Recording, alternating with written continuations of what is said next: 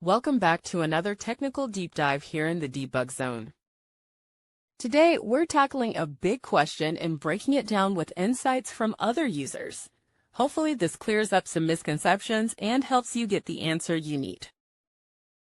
So buckle up, stay a little curious, and let's jump right in.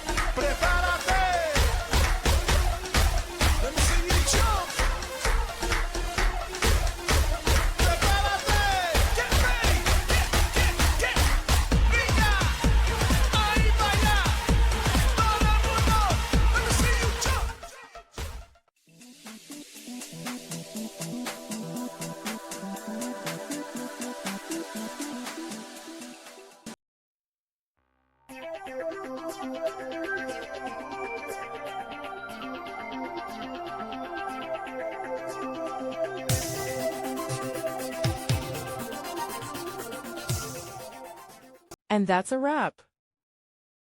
I hope you found the answer you were looking for. If you did, take a second to hit that subscribe button. It really helps out. And let me know in the comments which solution worked best for you. See you next time in the debug zone.